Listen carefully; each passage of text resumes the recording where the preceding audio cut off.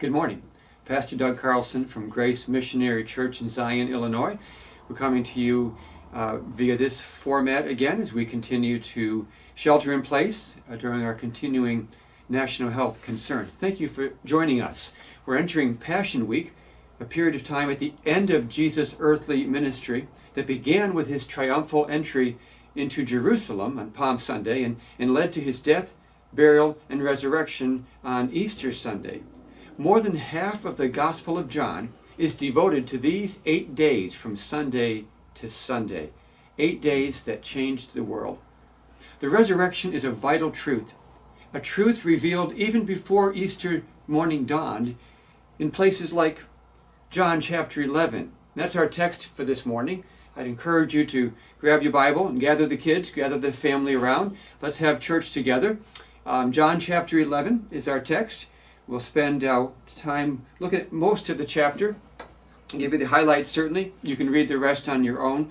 But John 11 is an important chapter. It takes place in a village close to Jerusalem called Bethany. Mary, Martha, and their brother Lazarus lived there. Our Lord spent a lot of time with them at their home. He loved them, and they loved him as well. As is always the case for them and for us, things are fine until they're not. Things are going well in their home and they're happy and loving each other until something happened. Lazarus became sick, seriously sick. And so, of course, they did what you and I would do when a loved one gets sick or when a problem comes. They called for Jesus. They called for Jesus. I'm going to read that for you in chapter 11. Hopefully you're there with me now. John 11, verses 1 through 4. Now a certain man was sick, Lazarus of Bethany, the town of Mary and her sister Martha. It was that Mary who anointed the Lord with fragrant oil and wiped his feet with her hair, whose brother Lazarus was sick. Therefore the sisters sent to him, saying, Lord, behold, he whom you love is sick. When Jesus heard that, he said, This sickness is not unto death, but for the glory of God, that the Son of God may be glorified through it. Now, unfortunately, when they sent for Jesus, it was a long send because he was off ministering beyond the Jordan, about 2-day travel away from Bethany. Can you imagine the thoughts of these women, Mary and Martha, at this time? They are worried, of course. They're concerned. Their brother is sick and getting worse. Obviously, there's a major problem here, and they have no recourse but to ask for Jesus. And we would do the same thing, right? As I mentioned, we would call for Jesus. And they knew that Jesus could heal their brother because he healed a lot of people. They were intimately involved with his ministry, and they knew that. And of course, as they mentioned in their message, Jesus had a special place in his heart for this man, their brother Lazarus. So what a shock for us then to read what happened next in the text after the messenger came with the news about Lazarus' condition. Verse 5, Now Jesus loved Martha and her sister and Lazarus. So, this is the amazing part, so when he heard that he was sick, he stayed 2 more days in the place where he was. He knows about the problem. He knows it's serious. It mentions his love for them. And so when he says, when he heard about this, you and I would expect naturally, right, that he would quickly take off and go back to Bethany and help his friends out. But that's not what he did. Instead of going, he stayed put. He stayed put for 2 whole days. When he was ready to depart for Bethany, he said this to the disciples in verse 7, Let us go to Judea again. Now, what we don't know here in verse 7 is that Lazarus, at this point, had already died. And Jesus was going to go and raise him from the dead. Now, I'll show you that timing in a moment, but let's look at verse 11 as Jesus is talking to the disciples. He's talking about going back to Judea, going back to there where Bethany is there in that region. These things he said, and after that he said to them, Our friend Lazarus sleeps, but I go that I may wake him up. And his disciples said, Lord, if he sleeps, he will get well. However, Jesus spoke of his death, but they thought that he was speaking about taking rest in sleep. So Jesus said to them plainly, Lazarus is dead. And I am glad for your sakes that I was not there, that you may believe. Now let us go to him. Here's the thing. So when Jesus said Lazarus was dead, he was actually already 2 days dead. And that timing is important, and we get that from verse 17. In verse 17, we skip ahead a little bit. Jesus has gone the 2 days trip with the disciples. He's come to Bethany. And it says here, when Jesus came, he found that Lazarus had already been in the tomb 4 days.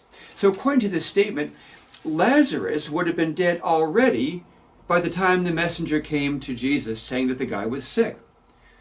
So if Jesus, even if he had left right away when he heard the message, he would have gotten there too late to heal his friend. So there was a waiting time of 2 days, and there was a walking time of 2 days. These 4 days brings Jesus to Bethany 4 days later. So the question is, why? Why did he wait? Why did he wait for the 2 days so that it would take this 4-day period of time for him to get on scene? You need to understand that Jesus didn't do stuff without a purpose. And I believe the answer to the question, and it's an important one, is in 3 parts. First of all, Jesus waited, Jesus delayed in order to build the disciples' faith. Waiting certainly wasn't the sisters' plan, but God had a better plan. Verse 15 makes that very clear. Jesus said, I'm glad that we weren't there, that you may believe. The purpose here was to build the faith of his disciples. And so as he waits, the sisters are waiting as well. And every moment they're saying, maybe Jesus will be here now. Every visitor they would say, maybe that's Jesus. And they were waiting and they were praying, and he died. He died. They wanted a healing. They wanted to return to life as they had known it before their brother took ill. But Jesus had something in mind. And let me be honest with you, a healing would have messed that up. You know, we always pray for things that we want, and we always want good stuff. That's pretty common sense, pretty obvious. We want healing. We want happiness. We want a financial windfall. Nobody that I know prays for problems. But we don't really know what's best for us from God's viewpoint. Who knows what blessings we would miss if God always did what we wanted him to do when we wanted him to do it. See, here's the thing. Jesus' plan in this situation was not to heal the sick. It was to raise the dead. He would use this action as a faith builder for his followers before the worst week of their lives, when the Lord was going to be arrested and tried and crucified like a common criminal. So we have this 4-day thing, and I think it's important because Jesus' plan here involved making sure that people knew that Lazarus was really dead. That's really the point here, that the Jews in that day were very superstitious about death. And they believed that when a man died, his spirit hovered over his body for 3 days in an attempt to get back into the body. By the 4th day, the spirit realized that it was a dead case. It wasn't going to work out. And the man was categorically, undeniably dead. So to the people around him that were going to see the miracle, they needed to know that Lazarus wasn't just dead, he was dead. And for them, it would take a 4-day marker. And I believe that's why Jesus waited, so that nobody could say later, well, Lazarus just fainted. No, he didn't faint, he died. And we know that because of these 4 days. And because, to be honest, you remember if you read the story before, by the time Jesus does raise Lazarus, his sister says, don't do that, because by this time he started to decay. The body is stinking already. Certainly there's indication that he's dead. Now this whole thing sets the stage for the miracle that Jesus is about to perform. Unprecedented, unexpected. Nobody's even praying for that. They prayed for a healing, and once the healing prayer didn't work and Jesus didn't show up, then they were out of options, because nobody thought to pray, hey, let's pray that he comes back from the grave. Now let's apply this to our own prayer life for a moment. In times of trouble, we pray too. Would you be honest with me and admit that we usually pray harder and pray longer and pray with more fervency when we're in trouble than we do when things are going great for us? We cry out to a God who loves us, and we know He does, who has promised to never leave us or forsake us, and He's never lied to us. And we're very specific in our prayer. We tell Him what we want. We tell Him over and over again. And that's okay. God has told us to do that. In 1 Peter 5:7, He says, casting all your care on Him, for He cares for you.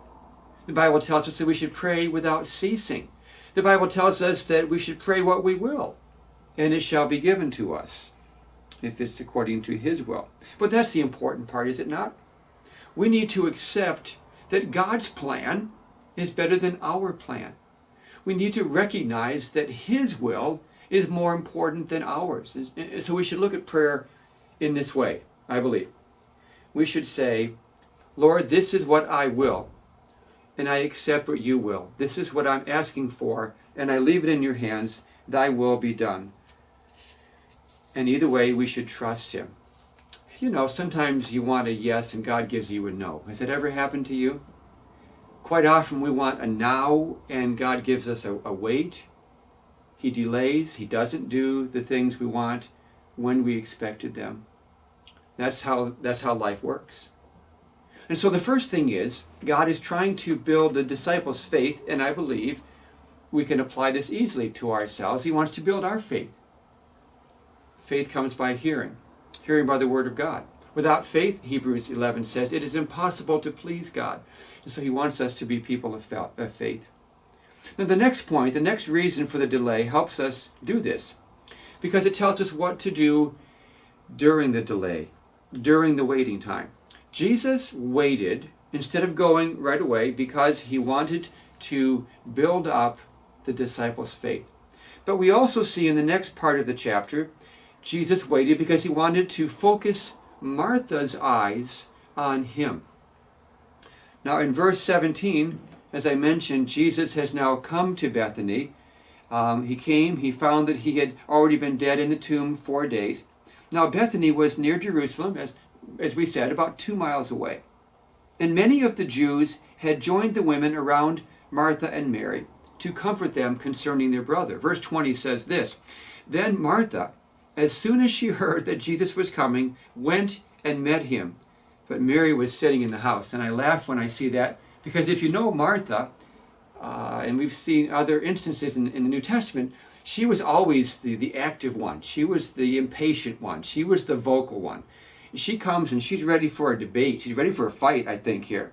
So in verse 21, now Martha said to Jesus, Lord, if you had been here, my brother would not have died. And I could just see her wagging her finger. Lord, if you had just been here, my brother would not have died. What's up with this? Where were you? We were counting on you. We prayed. We love you and you love us. What's up here? But even now she said, I know that whatever you ask of God, God will give you. She was still a woman of faith, but she was hurting. And she was having a hard time with what was going on. Now understand again that we know things Martha didn't know, right? We've read the rest of the story. But she and her family members were living this in real time. They were in the middle of a crisis that seemed to have no good end. And we can all relate to that. In our current situation, with all the uncertainty, I mean, this would be easier in a month, a year, looking back on, but we don't have that luxury. We are right here in the middle of this. So here they are, they've done the prayer thing, and their brothers died anyway. They loved Jesus, but they didn't understand Him right now. Like all of us in rough times, their eyes were focusing on the problem and not on Jesus, not on the solution. They were focusing on how they felt, on their hurts. And though this is natural, I got to tell you, it's not helpful. It can actually cause damage and make things worse for us. So Jesus used His delay in responding to force Martha to a point where she would turn her attention to him, so that she'd focus on the who in this tragedy and not the why. Jesus already had a miracle on order, but they didn't have a clue that that was his plan. So don't miss this, friends. In the middle verses of the text, in the middle of the problem, Jesus is showing her and us how to respond while we wait for his better plan to be revealed, while he strengthens our faith. And the answer isn't how we feel then, but what we know in an experiential way, with God himself. So Martha wants to do something. I think Martha wants to hit something. She's just frustrated and distracted beyond measure. And she blurts out this statement the first time she sees her Lord. Now, I'd like you to turn back. Hold your place here. Put a marker in maybe in John chapter 11. But would you turn back one more book, the Gospel according to Luke, Luke chapter 10. And we see another really quite famous passage about Mary and Martha there in Bethany. Luke chapter 10. I want you to see that Martha is playing to her personality here.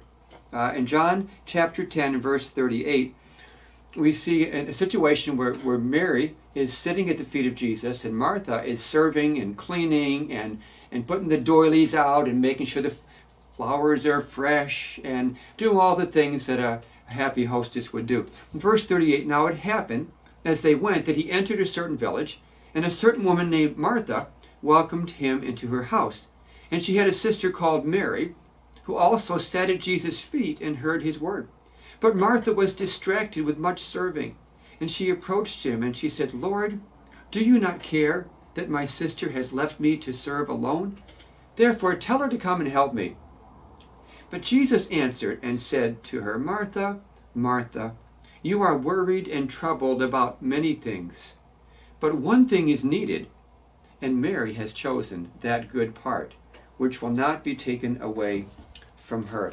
And I believe these verses show us that Martha's devotion was driven by performance. She knew what she was supposed to do. She knew it intellectually. She knew what was supposed to be the result, and she did it. She was very performance behavior based. She was a good person, and she had faith, but it was a faith that was very much performance based. I'm better because I'm doing something than my sister who's just sitting there enjoying your presence. Can you see what's happening here? Can you see why Martha was the one in Bethany when her brother had died and Jesus comes back? We see in John 11, where is Mary? She's sitting. And later when she sees Jesus at the tomb, she falls at his feet. You always see Mary doing that at the feet of Jesus.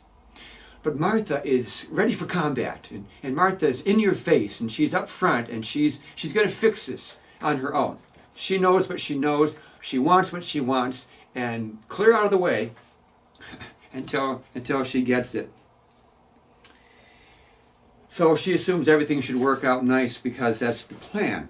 When it didn't work out, when the expected outcome didn't come to pass, her faith was affected, and she couldn't be comforted.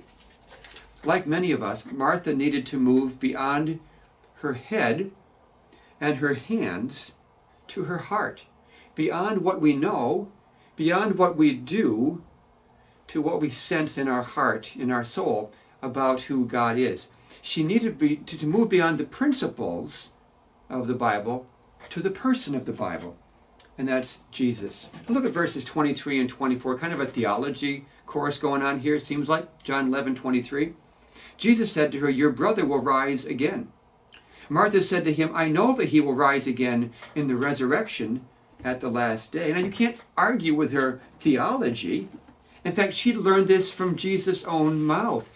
Back in John chapter 5, Jesus' teaching ministry, in verses 28 and 29, and there's no reason to believe that she hadn't heard this from him or about him. She knew this was the case. John 5:28, do not marvel at this, Jesus had said, for the hour is coming in which all who are in the graves will hear his voice and come forth, those who have done good to the resurrection of life, and those who have done evil to the resurrection of condemnation. And so her theology is good. Her mind is right on. She says, yes, I know that my brother will rise. in the resurrection at the last day. Jesus didn't say that. In this particular case, he said, your brother will rise again. I think he was talking about, in like 5 minutes. It's going to happen now. And she put her theological cap on and said that she knew that would happen theoretically, but she'd never seen a resurrection in her own experience, so she couldn't conceive of what Jesus was about to do. Now, don't get me wrong, my friends. There's nothing wrong with doctrine. I love the Bible. My ministry in the Word has been the most satisfying, rewarding part of my more than 40 years as a pastor. Spending time in the Word and studying and looking at the original languages to find out what it really means so that I can share what it means today, having known what the interpretation is that God has given us. But I don't worship the Bible. I worship the one whom the Bible reveals. And I would direct your attention back one more time, if you could turn back just a few pages, because this is very key. John chapter 5 again. Can you turn there with me? John chapter 5, the same place where we went for the teaching of the resurrection a moment ago. In verse 39, this is Jesus talking again. You search the scriptures, the Word of God, for in them you think you have eternal life. And these are they which testify of me. You think he's talking to those around him. You think that by having the Bible and by knowing things, that because of the Bible itself, you can have eternal life. But the Bible presents me. The Bible reveals me.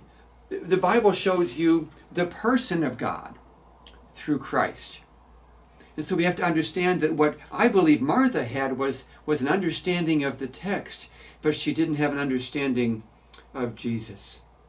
I believe she was right on theologically, but I don't think that she was enjoying the moment in her faith because she didn't see Jesus. Look, if you look at Scripture and don't see Jesus, if you look at Scripture and don't see Jesus, you've gotten caught up in the menu and you've missed the food.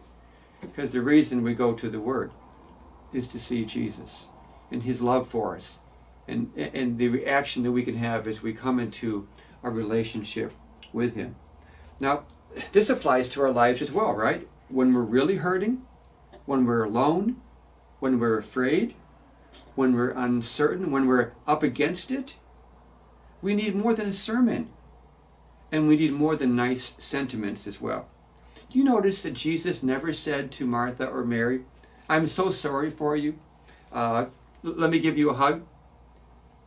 He wasn't giving her sentiments. He gave her something more. Now, sentiments aren't inappropriate at times like this. Sermons aren't inappropriate in life. Certainly, sermons is kind of what I do for a living.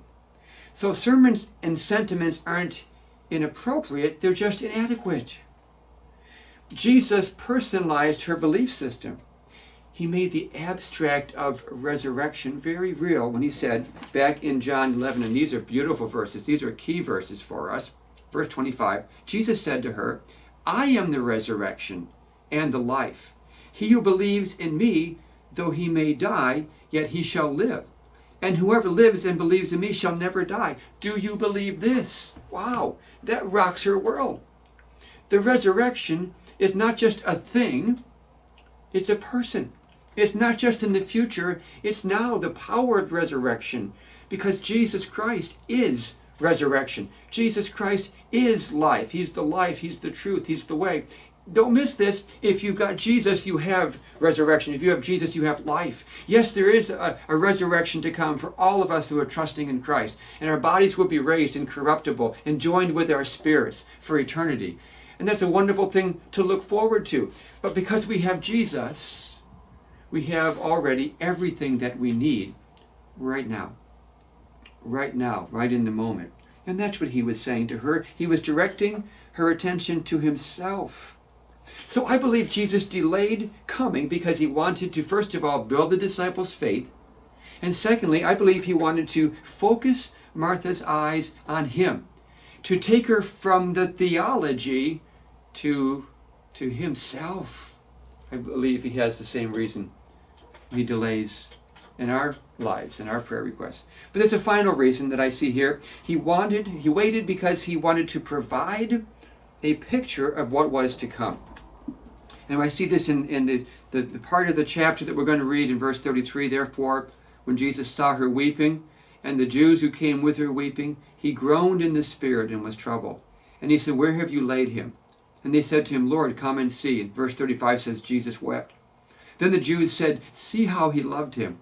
And some of them said, could not this man who opened the eyes of the blind also have kept this man from dying? And in verse 38, John 11, then Jesus, again groaning in himself, came to the tomb. It was a cave, and a stone lay against it. And Jesus said, take away the stone.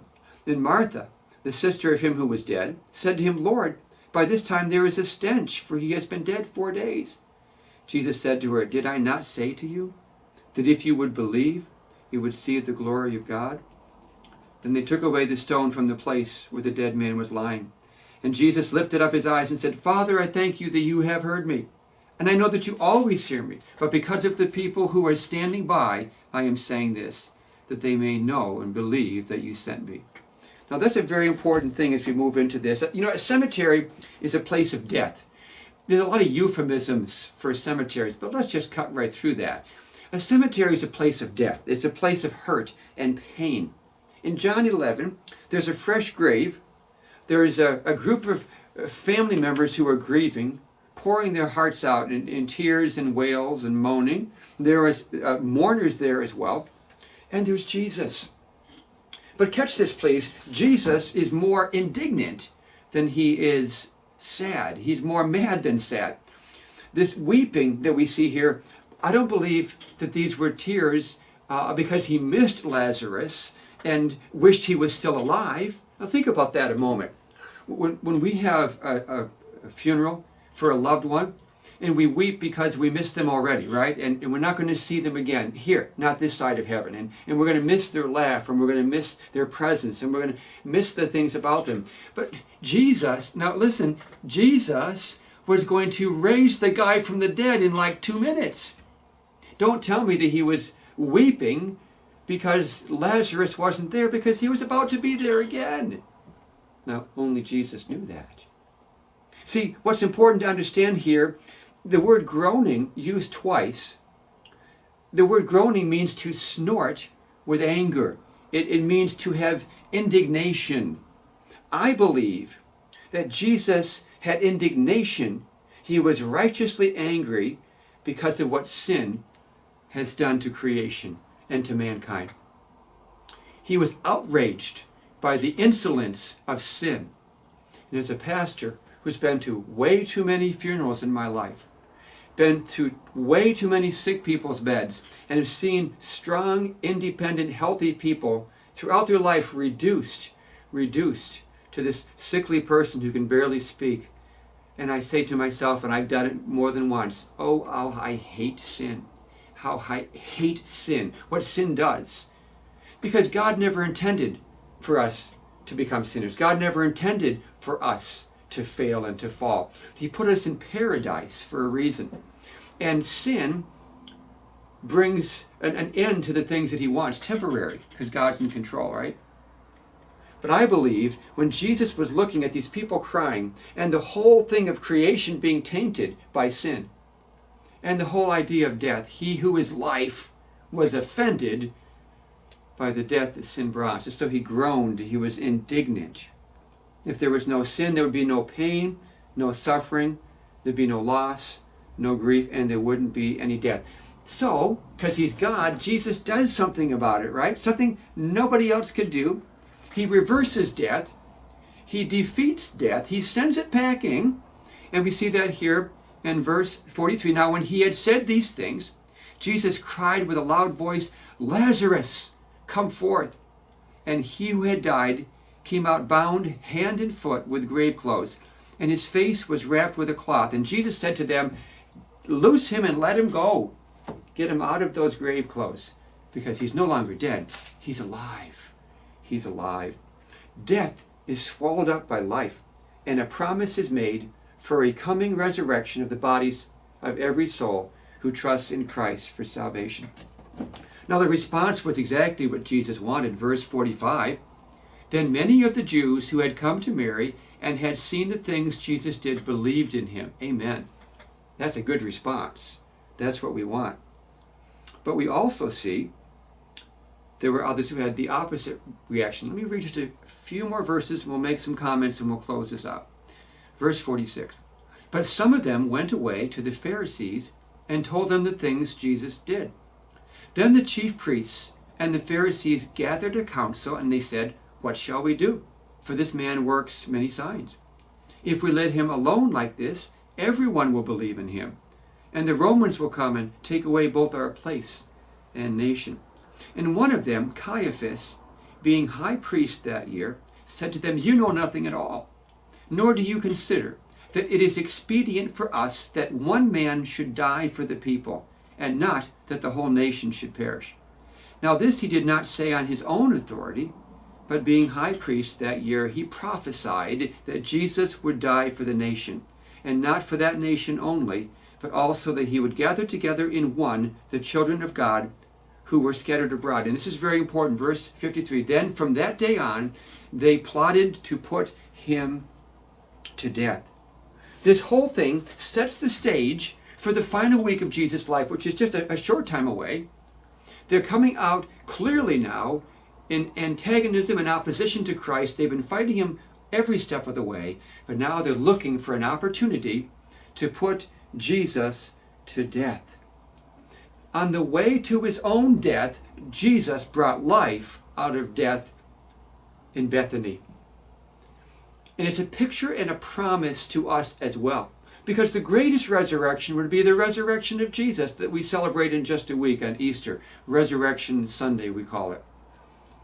And because Jesus rose, we shall rise also. There's a promise for us. As 1 Corinthians 15 tells us, but now Christ is risen from the dead and has become the first fruits of those who have fallen asleep. For since by man came death, by man came also the resurrection of the dead. For as in Adam all die, so in Christ shall all be made alive, but each in his own order. Christ the first fruits, afterward those who are Christ's at his coming. Then comes the end, when he delivers the kingdom to God the Father, when he puts an end to all rule and all authority and power. For he must reign until he has put all enemies under his feet. In verse 26 of 1 Corinthians 15 says this, and the last enemy that will be destroyed is death. The raising of Lazarus unveils a hope to come. I am praying that it will be your hope today. And in the meantime, pray with faith for what you need. Accept by faith whatever God gives you. Keep your eyes on him, even during delays, even during disappointments, and rest in hope for the coming day of resurrection at the coming of Christ for his own. I hope you'll join us again on our Facebook page next Sunday at 11 o'clock a.m. for a look at the not-so-empty tomb of Easter. It's time for us to close. I'm so glad that we could do this together.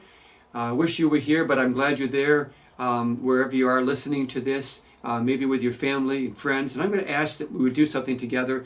If you would just gather your family together, maybe hold hands, and take some time right now to pray. Pray for God's will to be done. Pray for God's will to be done for his reasons and for his glory. Would you do that right now? You don't need me there in person to pray with you.